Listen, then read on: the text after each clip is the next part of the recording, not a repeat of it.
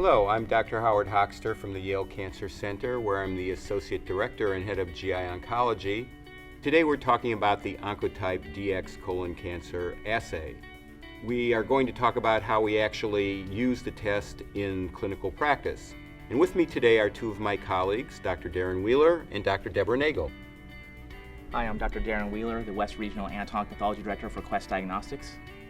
Hello, I'm Deborah Nagle, and I'm the Chief of Colon and Rectal Surgery at Beth Israel Deaconess Medical Center in Boston. So I think we've already discussed some of the data that led to the development of the Oncotype DX colon cancer assay and its validation, but one of the problems that we run into frequently is I get to see the patient very number of weeks after their surgery and it hasn't been ordered and it takes additional time and so forth. So Darren, how have you been dealing with that at your institution? So we had a similar problem where our medical oncologists were seeing the colon cancer patients a month, maybe a little more out from their surgery, and at that time realizing that based on the pathology report they kind of wanted some extra information to decide how they're going to treat those patients, and ordering the assay at that point would delay roughly 10 days to get that Oncotype DX report back.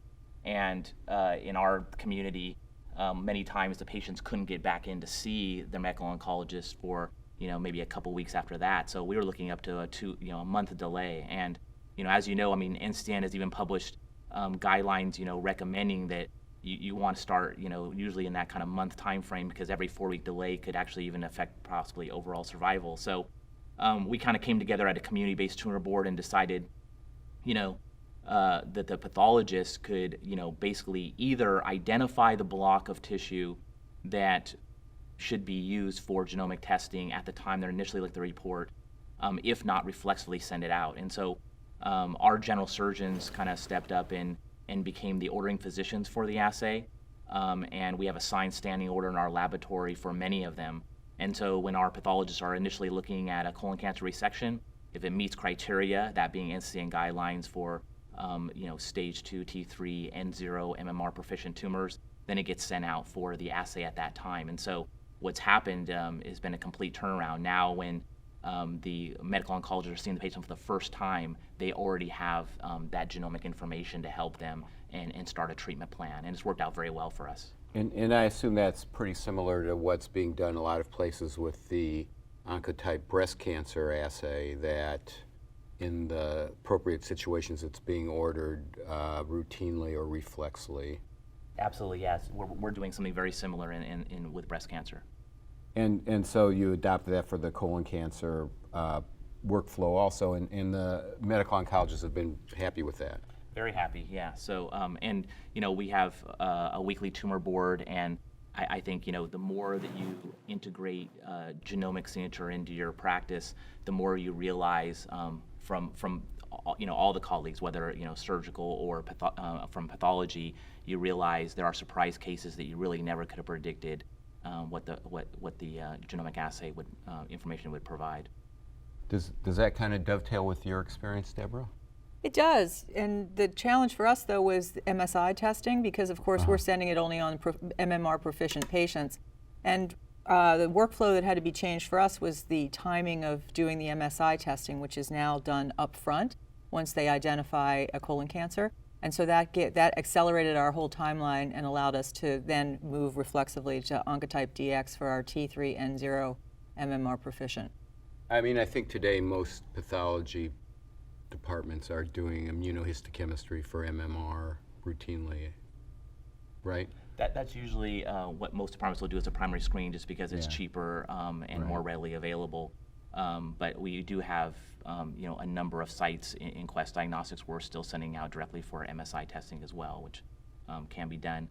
In those sites, a lot of times for the assay, if you're going to do a kind of a standing orders or clinical pathways like practice, it's very easy to send out for the sequential assay that Genomic Health offers, where they'll do the screen up front, and if they're MMR deficient, it'll stop at that point and the assay won't be run, and you'll get those results back, and then you don't have to wait for the delay in getting the rest of the assay results back. So I think that like I say, I had mentioned there's kind of two possible ways you could speed up the process. I know there are numerous sites as well that what they do is they actually flag the block to be sent. And although it doesn't necessarily get the test running at the time, before the oncologist sees the patient, what it does do is makes the send out very quick. Because I think what happens, unfortunately, in many pathology departments is even once the request is made, the treating physician feels like, it's in the mail the next day, and the reality That's is, what we think. yeah, Definitely. and in the reality, What's wrong with you, pathologists? the reality is the request comes through. Maybe that day the request will be, read and processed. Slides have to be pulled, brought to a pathologist. It may not even be a case that they originally looked at. It may be a different pathologist. They have to select out the appropriate block of tumor. Then the blocks have to be pulled, the online requisition filled out, and then everything mailed off. You may be looking at up to a 3-day delay just sitting around the pathology lab before it actually goes out. And so I think at least identifying the block that automatically goes out, at least at the time that they call in to send it out, it's ready to go and it can be mailed, definitely the next day. So I think that's, 2 approaches to try to speed up the pathway. In our case, the standing order was the obvious way to go, just because we had so many different pathology labs in different hospitals throughout the community. It was just too complex just to rely on just selecting out a block. It was much easier to have surgeons who would be willing to be the standing physicians. And our surgeons really appreciate the fact that they're usually getting that report when they're still seeing the patient post-op before they see the medical oncologist. And it's a nice educational tool to sit down with the patient and talk about before they see their medical oncologist, so that you're kind of further along in the conversation about what kind of therapeutic options there may be by the time they see the medical oncologist. On the other side of that, in our institution, we decided to establish a prospective evaluation of the test. So after everybody came together, PATH, medical oncology surgeons, and decided that we wanted to do this and what our parameters were, we started at that point in time and are prospectively collecting all of the results so that we can determine whether or not we should be doing something differently. We have more of a treatment. We have less of a bias to treatment in stage 2 cancers, and so using the test may not change what we do so much, but we're really looking to find that subset of patients that we wouldn't reflexively treat and move them forward to treatment. That's interesting. I mean, there are 3 published experiences now about how the test is what the outcomes are when it's being used in clinical practice. The largest one being from the Mayo Clinic, and it looks like it changes the physician's decision about 45% of the time. That's where physician kind of states what treatment they would recommend, then they get the test back, and then they say what they're going to recommend then. It looks like that 45% of the time they change, and most of the time it's to less aggressive treatment. So, we have some data, at least how it works. And a study that was done in Israel from an HMO where everybody got the test done also shows very similar data to the Mayo. I mean, it looks like their practice and the way it influences treatment decisions is pretty similar. And I think, if you are in a closed system and you're utilizing this as kind of a clinical pathways or standing order like practice, you're going to get that cost benefit. So, on cost benefit analysis, because of the fact that you're shifting towards less treatment, you're going to end up saving money overall if you're including the assay into your practice. I'll make one other mention too about pathology, and one of the issues is, I think, for one reason or another, I think pathologists are very protective of the tissue. I think we forget that it's the patient's tissue and not our tissue. And I think once we get the tissue blocks, they don't want to release them. And I think there's less of a reason to be resistant to this assay in colon cancer, just because the tumors are on average 2 to 5 centimeters. So I think a lot of times we worry that if we give up too much tumor tissue, we're not going to have some for down the road when you want a KRAS or you want a BRAF mutation testing down the road, which is a valid point. But when you're dealing with 2 to 5 centimeter tumors, you always have multiple blocks of tumor in colon cancer, and so it's very easy to keep a large amount of volume of tumor in your lab for other testing that's necessary, and have one block go out for the Oncotype DX assay. And relative to the volume of tissue you have for breast cancer, Absolutely. Everybody's comfortable sending it for that, Yeah, and yet yeah, it's yeah. a much smaller specimen usually, right? Yeah.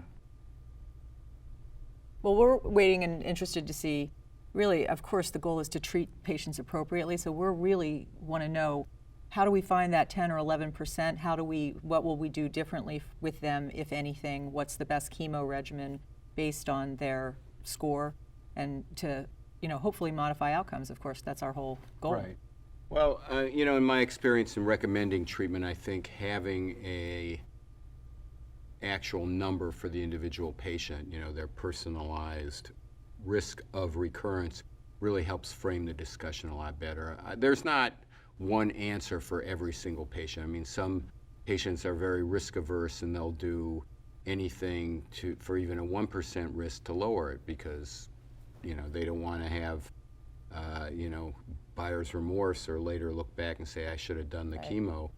And we see that a lot in breast cancer treatment too, where people will do all kinds of intensive therapy for a 1% difference. In colon cancer, we're not so tuned into that, I guess, but many patients feel that way. So, I really try to frame it in the way that, here's your risk of recurrence without treatment, here's your risk with just fluoropyrimidine alone, and then here's your risk with Folfox, and you can actually come up with pretty reasonable numbers once you know the recurrence score. And I think we talked about, it's the Oncotype DX assay is an independent predictor of prognosis, Right. but it's not the only one. And so certainly I think, I always tell people, not just in colon cancer and breast cancer as well, the recurrence score doesn't dictate exactly how you have to treat that patient. It's just one more piece of information that you marry up with everything else that we're providing, clinical and pathologic features, to kind of weight this person's risk on how you're going to treat them. And like you said, if you have a patient that is, healthy and wanting to do every possible thing to get that even a 1% benefit, then you're going to treat them. But I think they appreciate knowing where they stand as a baseline. And if they have a low recurrence score and a low recurrence risk, they feel even mentally better going into their therapy. Just as a, we don't have any kind of prospective, study going on comparing, treatment change, but I think just in the weekly tumor boards we see a lot of interesting cases where it just takes a few of those in a standing order practice to realize that this is, does have merit to be doing a genomic assay as part of the colon cancer workup. The other day we had 2 patients in the same tumor board. Both were mid-60 males, and one was a poorly differentiated carcinoma and one was a well-differentiated carcinoma. They're roughly in the 3 centimeter range tumors, and no lymphovascular invasion, obviously lymph node negative, so stage T3 tumors, they're both MMR proficient. And one had those are the kind that we'd say they're both like 85% chance of cure with surgery alone. Absolutely, and yet the scores came back, and the one that had the poorly differentiated tumor, which, if you were just going down the list of NCCN guidelines trying to look for any high-risk features, that would be the one, had a score of 5. Wow. And the other patient had a score like in the mid-30s. It was kind of the reverse of probably who you were going to offer adjuvant therapy to. So I think that, it's very helpful to see that, and I think it's educational even for the pathologists on how we look at tumors, how we grade tumors, to be seeing these scores, the biology, if you will, married up with what we look at under the microscope. And so, our oncologists, really appreciate having that information. It certainly adds another dimension, and I think it's also sometimes, personally, I'm looking forward to a reason not to treat a patient if I'm worried about them, but they're kind of more frail or older or something. I kind of get reassured if they have a low Oncotype DX score, but if they have a high one, then I also feel better because I feel more justified in recommending more aggressive treatment for them. Well, thank you, Deb, and thank you, Darren, for that fantastic discussion on how you're using the Oncotype DX colon cancer assay in your everyday practice. Great discussion. Thank you, Howard. Thank you.